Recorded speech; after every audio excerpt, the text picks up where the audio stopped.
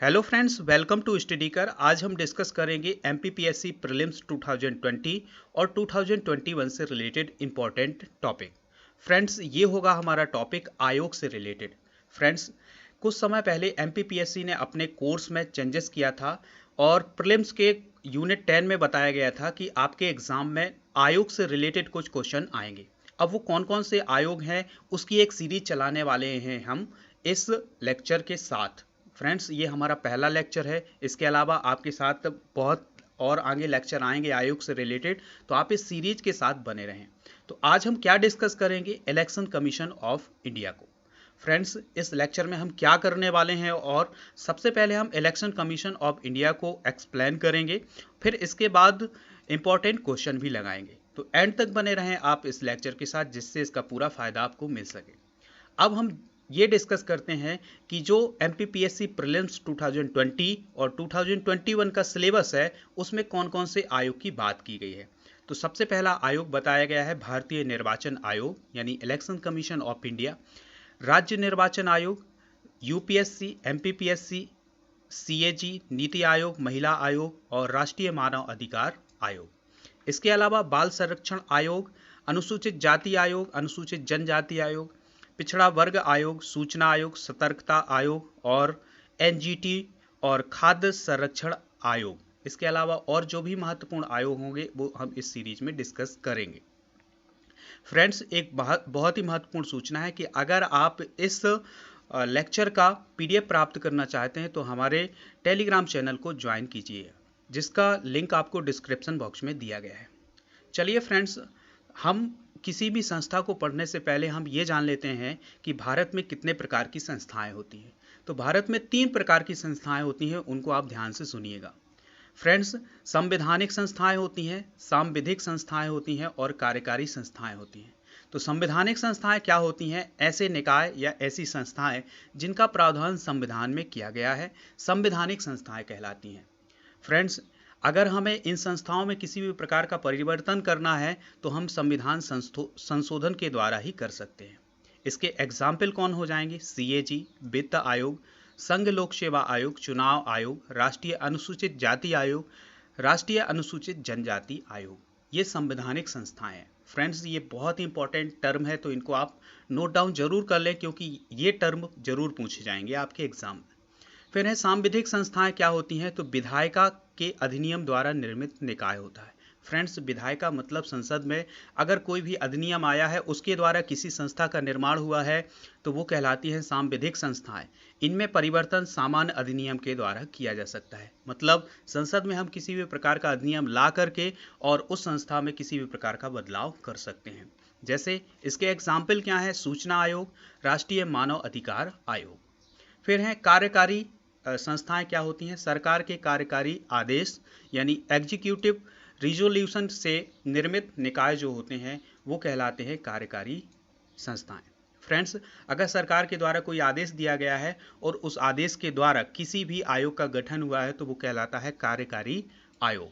Friends, इसमें परिवर्तन होता है सरकार की इच्छा के अनुसार। मतलब जब भी सरकार की इच्छा होगी तब उसमें परिवर्तन कर सकता है। एग्जाम्पल हैं इसके नीति आयोग। फ्रेंड्स, अब हम बात करते हैं भारत निर्वाचन आयोग की यानी इलेक्शन कमीशन ऑफ इंडिया की।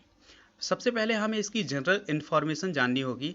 तो जनरल इन्फॉर्मेशन में हम जानते हैं कि इसकी प्रकृति क्या है, अर्थात भारतीय निर्वाचन आयोग या इलेक्शन कमीशन ऑफ इंडिया किस प्रकार की संस्था है। तो संवैधानिक संस्था है। अभी हमने डिस्कस किया था संवैधानिक संस्था क्या होती है, कि मतलब ये जो संस्था है इसका वर्णन संविधान में किया गया है। दूसरा है ऑटोनॉमस है और स्वतंत्र आयोग है। मतलब ऑटोनॉमस मतलब जो भी ये कार्य करता है ये अपने आप करता है, ये किसी के आदेश पर नहीं करेगा। और स्वतंत्र का मतलब इस पर सरकार का दबाव नहीं है। फ्रेंड्स, भारतीय संविधान में इसका वर्णन कहाँ किया गया है? तो भारतीय संविधान के भाग 15 में और आर्टिकल 324 से 329 तक इसका वर्णन किया गया है। एग्जाम में क्वेश्चन पूछा जाता है कि भारतीय निर्वाचन आयोग या इलेक्शन कमीशन ऑफ इंडिया का भारतीय संविधान में किस आर्टिकल में इसका वर्णन किया गया है? तो 324 में इसका वर्णन किया गया है। बात करते हैं कि भारतीय निर्वाचन आयोग की स्थापना कब हुई थी। तो भारतीय निर्वाचन आयोग की स्थापना हुई थी 25 जनवरी 1950 को। कब हुई थी? ध्यान से सुनिएगा इस बात को कि भारतीय निर्वाचन आयोग की स्थापना कब हुई थी? 25 जनवरी 1950 को। इसका मुख्यालय कहाँ है? नई दिल्ली में है। प्रथम मुख्य निर्वाचन आयुक्त कौन थे? तो सुकुमार सेन जो थे वो पहले मुख्य निर्वाचन आयुक्त थे। वर्तमान में कौन है? सुशील चंद्रा है, 24 में निर्वाचन आयुक्त बने हैं। फ्रेंड्स, प्रथम महिला मुख्य निर्वाचन आयुक्त कौन थी? BS रमा देवी, जो कि 1990 में बनी थी। चलिए फ्रेंड्स, और भी जनरल इन्फॉर्मेशन है उसको भी जान लेते हैं।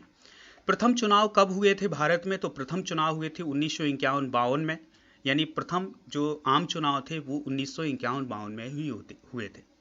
Friends, election commission of India का कार्य क्या होता है, वर्क क्या करता है? तो संसद, राज्य विधानमंडल, राष्ट्रपति और उपराष्ट्रपति का चुनाव करवाना इसका कार्य होता है। किसका किसका चुनाव करवाता है? संसद, मतलब जो संसद होती है उसके चुनाव करवाना, और राज्य विधानमंडल मतलब राज्यों के जो विधानमंडल के जो चुनाव है वो भी वो भारत निर्वाचन आयोग करवाता है या इलेक्शन कमीशन ऑफ इंडिया करवाता है।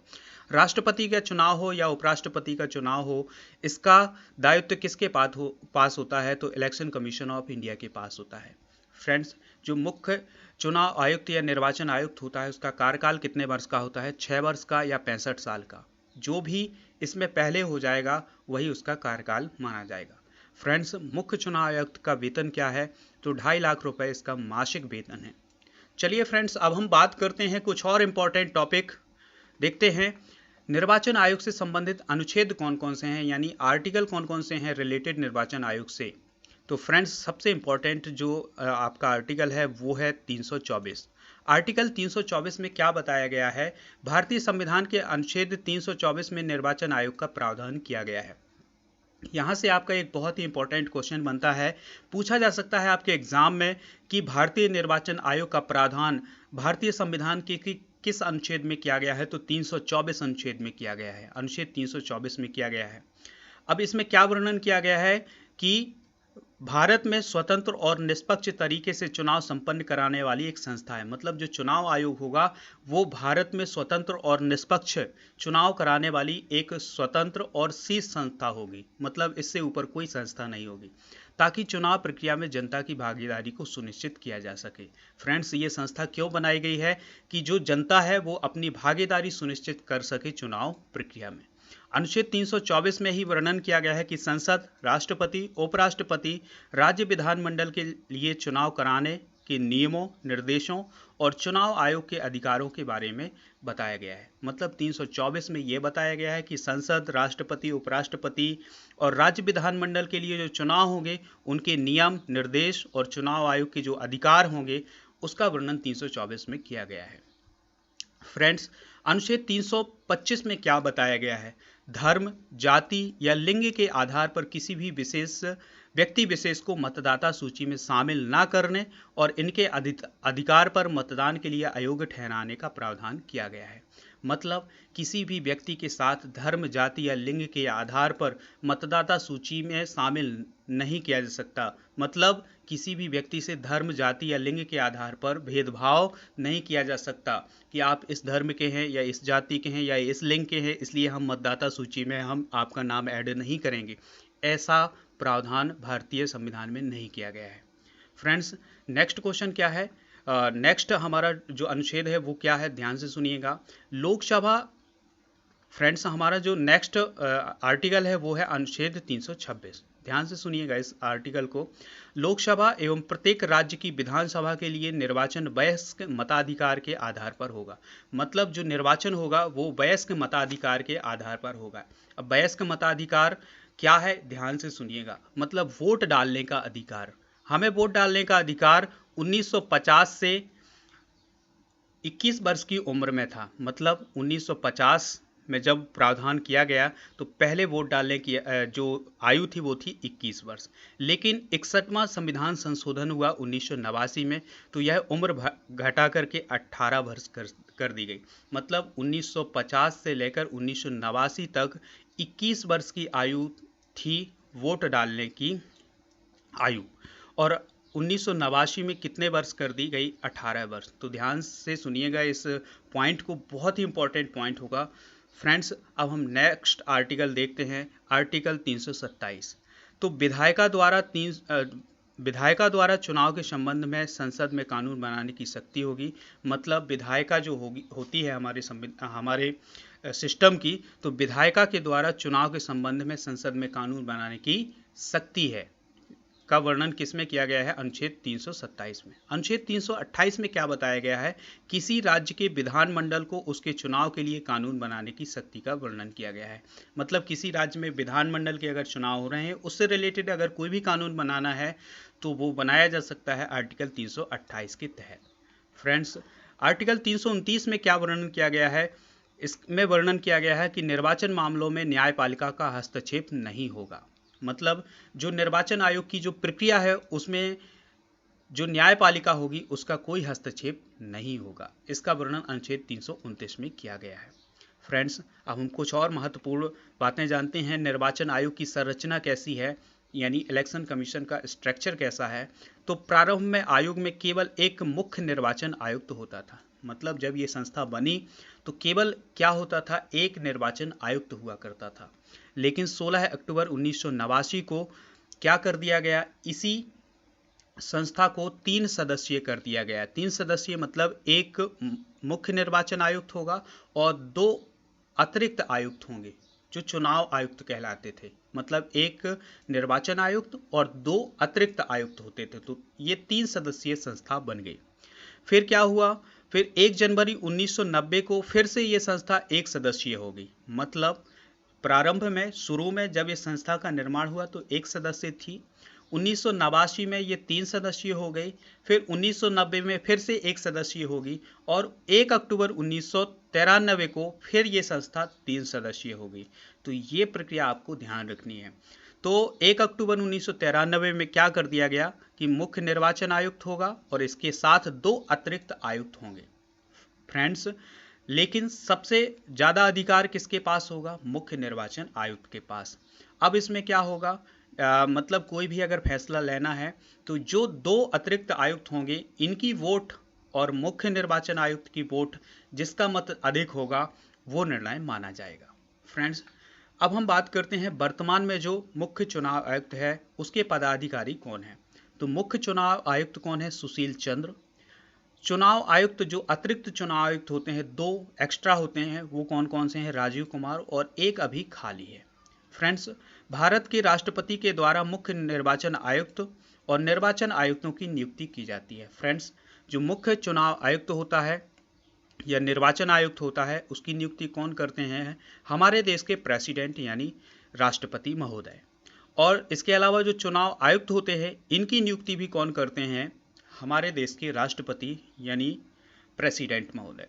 फ्रेंड्स, अब हम बात करते हैं कि अगर चुनाव आयुक्त किसी भी प्रकार के अपने पद का दुरुपयोग करता है तो उसे हटाने की प्रक्रिया क्या होगी? तो इसे हम संसद के द्वारा हटा सकते हैं।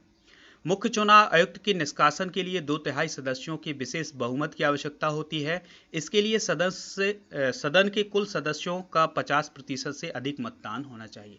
मतलब जितने भी सदस्य हैं उसका 50% सदस्य होने चाहिए सदन में।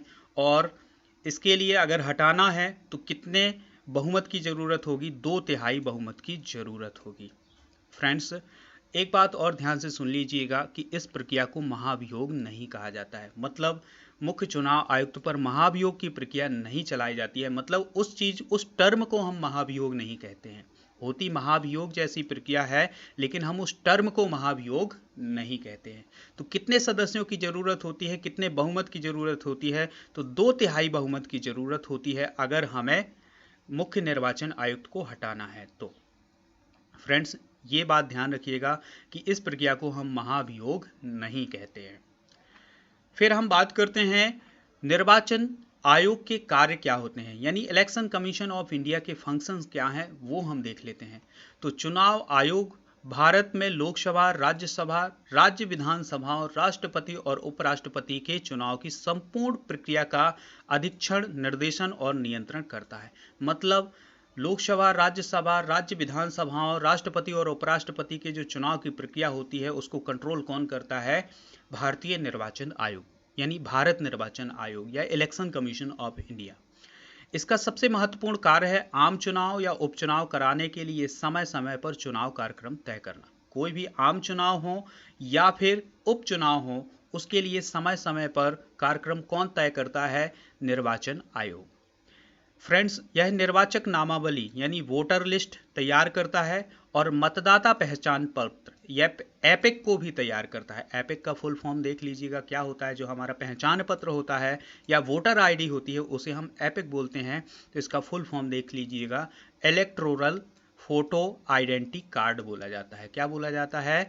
Electoral photo identity card. Friends, और भी कार्य है निर्वाचन आयोग के, वो भी देख लेते हैं। यह सभी राजनीतिक दलों के प्रति उम्मीदवार चुनाव अभियान खर्च की सीमा निर्धारित करता है और इसकी निगरानी भी करता है। मतलब जो भी उम्मीदवार चुनाव में खड़ा होता है उसके खर्च की निगरानी करना किसका काम होता है? इलेक्शन कमीशन ऑफ इंडिया का। यह राजनीतिक दलों को मान्यता प्रदान करता है और उनसे संबंधित जो विवाद होते हैं उनको निपटाने का काम भी करता है। इसके अलावा जो राजनीतिक दलों के चुनाव चिन्ह होते हैं उनको आवंटित करने का भी काम किसका होता है? निर्वाचन आयोग का होता है। फ्रेंड्स, बहुत ही इंपॉर्टेंट टॉपिक है, पॉइंट है ये, ध्यान से सुनिएगा।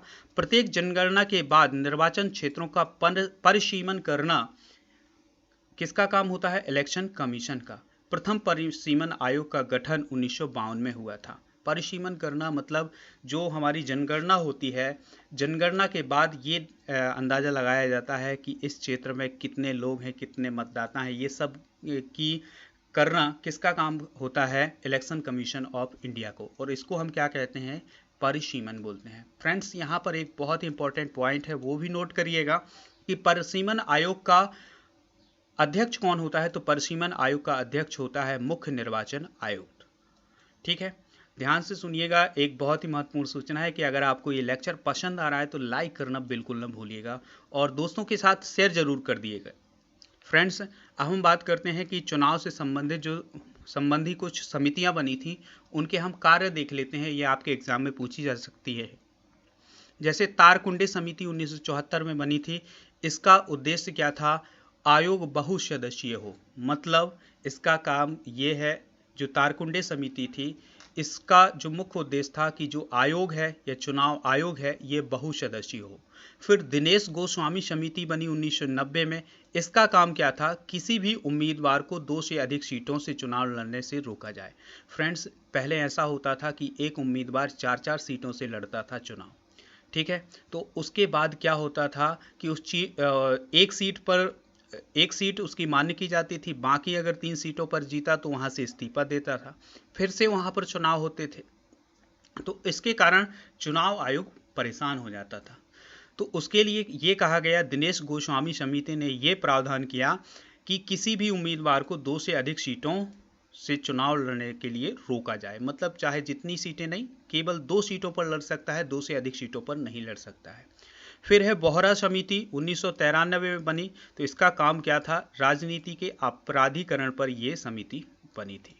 फ्रेंड्स, फिर अगली समिति है इंद्रजीत समिति, जिसका गठन 1998 में हुआ था और इसने अपनी रिपोर्ट सौंपी थी सन 2000 में। इसने चुनाव खर्चों पर रिपोर्ट दी थी कि कोई भी उम्मीदवार कितना खर्च कर सकता है। खर्चों से संबंधित जो रिपोर्ट थी वो इंद्रजीत समिति थी।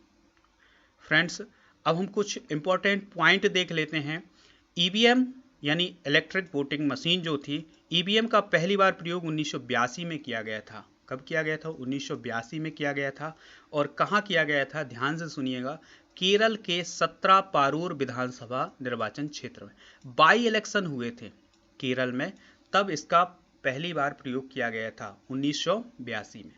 फ्रेंड्स, एक बात ध्यान से सुनिएगा कि जो विधानसभा के चुनाव है वो पहली बार वोटिंग मशीन से किस राज्य में हुए थे? तो वो हुए थे गोवा में। किस राज्य में हुए थे? गोवा में। ये आप ध्यान रखिएगा। ईवीएम में अधिकतम 64 उम्मीदवार हो सकते हैं और इसमें जो अधिकतम वोट हैं वो 3840 वोट दर्ज किए जा सकते हैं। फ्रेंड्स, लेकिन अगर कभी ऐसी स्थिति आती है कि 64 से अधिक उम्मीदवार हों तो ऐसी स्थिति में क्या किया जाएगा कि मतपत्र से चुनाव होगा। मतलब मतपत्र बनाया जाएगा, बैलेट पेपर बनाया जाएगा, वहां पर वोटिंग मशीन का यूज नहीं किया जाएगा। फ्रेंड्स, अब हम बात करते हैं इंपॉर्टेंट क्वेश्चन की, जो कि आपके अब बात बताएंगे कि आपने कितनी तैयारी की है या इस लेक्चर में सीखा क्या है। तो सबसे इम्पॉर्टेंट जो भाग है इस लेक्चर का वो यही है, क्वेश्चन वाला। ध्यान से सुनिएगा। मुख्य चुनाव आयुक्त की नियुक्ति कौन करता है? फ्रेंड्स, कौन करता है मुख्य चुनाव आयुक्त की नियुक्ति? अपने मन में इस क्वेश्चन को लगाइएगा। संसद, राष्ट्रपति या प्रधानमंत्री या कानून मंत्री? फ्रेंड्स, यहाँ पर कानून मंत्री की कोई बात नहीं है, यहाँ पर प्रधानमंत्री की भी कोई बात नहीं है, संसद भी मुख्य चुनाव आयुक्त की नियुक्ति नहीं करता है। मुख्य चुनाव आयुक्त की नियुक्ति कौन करता है? महामहिम राष्ट्रपति जी। नेक्स्ट है, निम्न में से कौन सा कार्य निर्वाचन आयोग का नहीं है? फ्रेंड्स, हमें बताना है कि कौन सा कार्य निर्वाचन आयोग का नहीं है। लोकसभा, विधानसभा, राष्ट्रपति और उपराष्ट्रपति का चुनाव कराता है? तो बिल्कुल हाँ, लोकसभा, विधानसभा, राष्ट्रपति और उपराष्ट्रपति का चुनाव निर्वाचन आयोग ही करवाता है। राजनीतिक दलों को मान्यता प्रदान करता है? बिल्कुल हाँ, राजनीतिक दलों को निर्वाचन आयोग मान्यता प्रदान करता है। फिर है, किसी संसद सदस्य की मान्यता अपने विचार से रद्द करना, ये अधिकार नहीं दिया गया है कि कोई भी संसद सदस्य है उसको सदस्यता या उसकी मान्यता जो है आप अपने मन से रद्द कर दो। फिर विधान परिषद के सदस्यों की निर्भरता से संबंधित मसलों पर राज्यपाल को सलाह देना, ये काम कर सकता है, लेकिन किसी संसद सदस्य की मान्यता अपने विचार से रद्द नहीं कर सकता। कौन? निर्वाचन आयोग। तो इसका राइट आंसर हो जाएगा ऑप्शन सी। नेक्स्ट क्वेश्चन है, मुख्य निर्वाचन आयुक्त को हटाने के लिए किस प्रकार की प्रक्रिया का पालन किया जाना चाहिए? तो किस प्रकार की प्रक्रिया का पालन किया जाता है? जैसी उच्च न्यायालय के मुख्य न्यायाधीश को हटाने के लिए की जाती है, या जैसी सर्वोच्च न्यायालय के मुख्य न्यायाधीश को हटाने के लिए की जाती है, या लोकसभा में प्रस्ताव पारित करके, या निम्न में से कोई नहीं? तो फ्रेंड्स, जैसी प्रक्रिया सर्वोच्च न्यायालय के मुख्य न्यायाधीश को हटाने के लिए की जाती है, वैसी ही प्रक्रिया मुख्य निर्वाचन आयुक्त को हटाने के लिए की जाती है। फ्रेंड्स, नेक्स्ट क्वेश्चन है, निम्न में से किसका चुनाव मुख्य चुनाव आयुक्त की देखरेख में नहीं होता है? तो फ्रेंड्स, ऑप्शन देखिएगा, विधानसभा, उपराष्ट्रपति, ग्राम पंचायत या राष्ट्रपति। फ्रेंड्स, विधानसभा का चुनाव मुख्य चुनाव आयुक्त की नियुक्ति मुख्य चुनाव आयुक्त की देखरेख में होता है, बिल्कुल सही है। राष्ट्रपति का चुनाव भी मुख्य चुनाव आयुक्त की देखरेख में ही होता है। ग्राम पंचायत का चुनाव नहीं होता है इसकी देखरेख में। राष्ट्रपति का चुनाव मुख्य चुनाव आयुक्त की देखरेख में होता है। तो फ्रेंड्स, इसका राइट आंसर क्या हो जाएगा? ग्राम पंचायत। ग्राम पंचायत का जो चुनाव है उसकी देखरेख कौन करता है? जो राज्य निर्वाचन आयोग है उसका काम होता है ग्राम पंचायत के चुनाव की देखरेख करना। फ्रेंड्स, नेक्स्ट क्वेश्चन है, निर्वाचन आयोग का सदस्य चुने जाने के लिए कौन सी अर्हता संविधान में दी गई है? फ्रेंड्स, कौन सी अर्हता दी गई है या कौन सी योग्यता दी गई है? तो भारतीय प्रशासनिक सेवा में होना चाहिए, कम से कम 5 साल का एक उच्च न्यायालय में वकालत करने का अनुभव होना चाहिए, बिल्कुल गलत है ये। 35 वर्ष की आयु का पूरा होना चाहिए, बिल्कुल गलत है। उपरोक्त में से कोई नहीं। तो फ्रेंड्स, इसका आंसर होगा ऑप्शन डी, यानी उपरोक्त में से कोई नहीं। संविधान में किसी भी प्रकार की अर्हता का वर्णन नहीं किया गया है। चलिए फ्रेंड्स, नेक्स्ट क्वेश्चन है, निम्न में से कौन एक संवैधानिक निकाय है? तो हमें बताना है कि कौन एक संवैधानिक निकाय है। अभी हमने डिस्कस किया था कौन एक संवैधानिक निकाय है। निर्वाचन आयोग, वित्त आयोग या अनुसूचित जातियों के लिए जो राष्ट्रीय आयोग बनाए गए हैं वो, या उपरोक्त सभी? तो फ्रेंड्स, निर्वाचन आयोग, वित्त आयोग और अनुसूचित जातियों के लिए जो राष्ट्रीय आयोग बनाए गए हैं वो सभी संवैधानिक निकाय हैं, मतलब इनका वर्णन संविधान में किया गया है। संवैधानिक निकाय क्या होते हैं? ऐसे निकाय या ऐसी संस्थाएं जिनका वर्णन संविधान में किया गया है, संवैधानिक निकाय कहलाते हैं।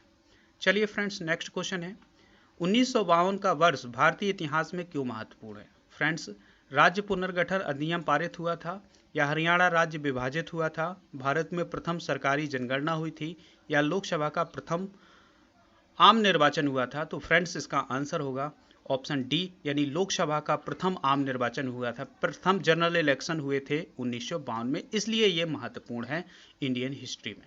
चलिए फ्रेंड्स, नेक्स्ट क्वेश्चन देखते हैं। इंपॉर्टेंट क्वेश्चन है, भारतीय संविधान के किस अनुच्छेद में निर्वाचन आयोग के लिए प्रावधान है? अनुच्छेद 320, 324, 322 या 326? तो फ्रेंड्स, इसका राइट आंसर क्या होगा? हमने पहले भी डिस्कस किया था, हमने बताया था कि ये क्वेश्चन इस प्रकार से क्वेश्चन बन सकता है। तो फ्रेंड्स, इसका आंसर क्या होगा? अनुच्छेद 324। चलिए फ्रेंड्स, नेक्स्ट क्वेश्चन है, भारत में निर्वाचन सूची तैयार करने की जिम्मेदारी किसके पास होती है? किसके पास होती है ये निर्वाचन सूची तैयार करने की जिम्मेदारी? निर्वाचन आयोग, निर्वाचन अधिकारी, संसद या स्थानीय प्रशासन? तो फ्रेंड्स, इसका जो निर्वाचन अधिकारी है इसके पास नहीं, संसद के पास नहीं, स्थानीय प्रशासन के पास नहीं, निर्वाचन आयोग के पास ये जिम्मेदारी होती है कि निर्वाचन सूची तैयार करना। फ्रेंड्स, नेक्स्ट क्वेश्चन है, परिसीमन आयोग का अध्यक्ष कौन होता है? ये हमने कहा था कि इस बात को आपको नोट करना है कि परिसीमन आयोग का अध्यक्ष कौन होता है। तो परिसीमन आयोग का अध्यक्ष कौन होता है? ऑप्शन देख लेते हैं, राष्ट्रपति, गृह मंत्री, मुख्य चुनाव आयुक्त या प्रधानमंत्री। तो फ्रेंड्स, इसमें से ये 3 ऑप्शन यानी राष्ट्रपति, गृह मंत्री और प्रधानमंत्री गलत हो जाएंगे, तो इसका आंसर क्या होगा? मुख्य चुनाव आयुक्त। चलिए फ्रेंड्स, नेक्स्ट क्वेश्चन है, निम्न में से किसका संबंध चुनाव आयोग से नहीं है? चुनाव की अधिसूचना जारी करना, चुनाव चिन्ह का बंटवारा करना, चुनाव की वैधता का निपटारा करना या चुनाव शांतिपूर्ण ढंग से संपन्न कराना। तो फ्रेंड्स, चुनाव की अधिसूचना चुनाव आयोग ही करता है, चुनाव चिन्ह का बंटवारा चुनाव आयोग ही करता है, चुनाव शांतिपूर्ण कराना भी चुनाव आयोग का काम होता है, लेकिन चुनाव की वैधता का निपटारा कौन करता है? Supreme court. सुप्रीम कोर्ट करता है कि यह चुनाव वैध है या वैध नहीं है, इसकी बात का निपटारा कौन करता है? Supreme court. तो फ्रेंड्स, इसका आंसर हो जाएगा ऑप्शन सी। नेक्स्ट क्वेश्चन है, मुख्य निर्वाचन आयुक्त की नियुक्ति तथा उसको पदच्युत करने का अधिकार निम्नलिखित में से किसको है? तो फ्रेंड्स, इसका आंसर क्या होगा? आप ऑप्शन देखिएगा, पहला ऑप्शन है प्रधानमंत्री, मुख्य न्यायाधीश, राष्ट्रपति या संसद। तो फ्रेंड्स, इसमें प्रधानमंत्री का कोई रोल नहीं है, मुख्य न्यायाधीश का कोई रोल नहीं है, संसद का कोई रोल नहीं है, राष्ट्रपति का इसमें रोल है। यानी मुख्य निर्वाचन आयुक्त को कौन हटा सकता है या कौन उसको नियुक्त कर सकता है? तो राष्ट्रपति उसको हटा भी सकते हैं और नियुक्त भी कर सकते हैं। तो फ्रेंड्स, नेक्स्ट क्वेश्चन देखते हैं, निर्वाचन आयुक्त की सेवा, शर्त एवं कार्यकाल निश्चित कौन करता है? संविधान, संसद, राष्ट्रपति या सरकार। तो कौन करता है निर्वाचन आयुक्त की सेवा, शर्त और कार्यकाल निश्चित? तो फ्रेंड्स, इसका आंसर क्या होगा? संविधान। संविधान में इसका वर्णन किया गया है। नेक्स्ट क्वेश्चन है, भारत का मुख्य निर्वाचन आयुक्त अपना पद धारण करता है, कब तक पद धारण करता है? 6 वर्ष के लिए, 6 वर्ष के लिए या 65 वर्ष की आयु, इनमें से जो भी पहले हो उस तक, या 5 वर्ष के लिए। तो ये 5 वर्ष है तो गलत हो जाएगा, इनमें से कोई नहीं, ये भी गलत हो जाएगा। 6 वर्ष के लिए ये भी गलत हो जाएगा, तो ऑप्शन बी होगा जाएगा इसका राइट आंसर। चलिए फ्रेंड्स, अब हम बात करते हैं इस वीडियो को लाइक करने की। लाइक कर दीजिएगा, इसे सब्सक्राइब कर दीजिएगा चैनल को, और दोस्तों के साथ शेयर जरूर करिएगा, और कमेंट करके हमें ये बताना है कि ये लेक्चर आपको कैसा लगा। मिलते हैं नेक्स्ट लेक्चर में। जय हिंद।